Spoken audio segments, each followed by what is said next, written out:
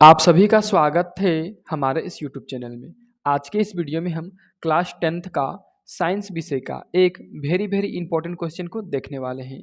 और ये जो क्वेश्चन है ये बोर्ड एग्ज़ाम 2024 में काफ़ी ज़्यादा इम्पोर्टेंट सिद्ध होगा, क्योंकि ये क्वेश्चन बहुत ही ज़्यादा पूछा जाता है प्रत्येक बोर्ड परीक्षाओं में। ठीक है, तो ये वीडियो कहीं ना कहीं इम्पोर्टेंट है आप सभी के लिए, इसलिए इस वीडियो को फुल वॉच कीजिए और अपने दोस्तों के साथ शेयर भी कीजिए ताकि उन लोगों को इतना इंपॉर्टेंट क्वेश्चन पहुंच सके। ठीक है, चलिए शुरू करते हैं। देखिए क्वेश्चन क्या पूछा है, भर्जन तथा निस्तापन में अंतर, निस्तापन नहीं निस्तापन, ठीक है, में अंतर।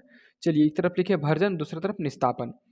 चलिए एक पॉइंट को पहले समझ लेते हैं कि कोई भी जो धातु है, चाहे वो लोहा हो, चाहे वो एल्यूमिनियम हो, चाहे वो कुछ कोई भी धातु हो, जिंक हो, वो हमेशा हमें शुद्ध रूप में प्राप्त नहीं होता है।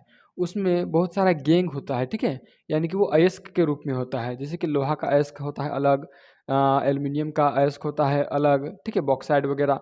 तो जितना भी धातु हमें प्राप्त होता है सारा अयस्क के रूप में प्राप्त होता है। ठीक है, तो उस अयस्क से शुद्ध धातु प्राप्त करने के लिए यही दो विधि भर्जन और निस्तापन का उपयोग किया जाता है।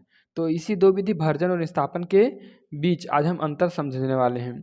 अगर आप इस वीडियो को पूरा देखिएगा तभी आपको फुल कंसेप्ट समझ में आएगा। चलिए पहला नंबर देखिए, यहाँ पर क्या लिखे हैं, इस प्रक्रिया में सल्फाइड अयस्क को गर्म किया जाता है। देखिए ये जो भर्जन का प्रक्रिया है इसमें केवल और केवल सल्फाइड अयस्क को गर्म किया जाता है। ठीक है, और गर्म करने से उसमें जो गैंग रहता है वो अलग हो जाता है और उसमें जो शुद्ध धातु रहता है वो अलग हो जाता है।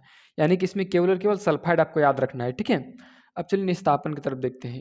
चलिए अब निस्तापन की तरफ देखते हैं। निस्तापन में क्या है, इस प्रक्रिया में कार्बोनेट अयस्क को गर्म किया जाता है। देखिए ये जो निस्तापन है उसमें कार्बोनेट अयस्क को गर्म किया जाता है, आपको इतना याद रखना है। ठीक है, चलिए दूसरा नंबर हम देखते हैं। दूसरा नंबर क्या लिखा गया है, दूसरा में है इसमें वायु की आवश्यकता होती है। यानी कि ये जो प्रक्रिया है भर्जन, ये वायु की उपस्थिति में होती है। अब इधर क्या लिखते हैं, देखिए इधर लिखे हुए हैं कि इसमें वायु की आवश्यकता नहीं होती। यानी कि ये जो प्रक्रिया है निस्तापन, इसमें वायु की आवश्यकता नहीं होती। ठीक है, चलिए 3 नंबर में एग्जाम्पल लिख देंगे, ZnS जिंक सल्फाइड को इसमें गर्म कर रहे हैं, किसके उपस्थिति में, ऑक्सीजन की उपस्थिति में।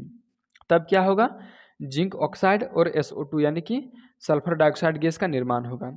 उस तरह इधर देखिए, इधर क्या होता है, जिंक कार्बोनेट, आपको बताया था कि इधर कार्बोनेट एस को गर्म किया जाता है। जब ये त्रिभुज का जो चिन्ह दिया है ये गर्म कर रहे हैं, ठीक है, एरो के ऊपर त्रिभुज का चिन्ह मतलब, और ये क्या बन जाता है, ZnO यानी कि जिंक ऑक्साइड और CO2 मतलब कि कार्बन डाइऑक्साइड।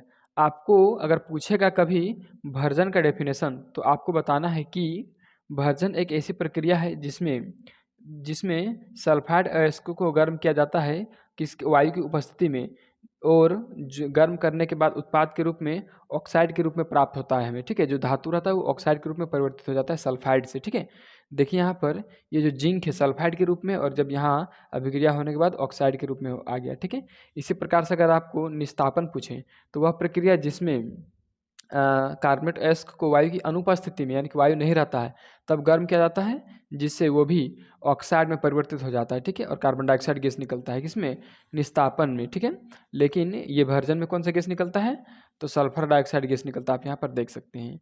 ये 1 से 2 मिनट का वीडियो आपको बहुत कुछ सिखाया होगा।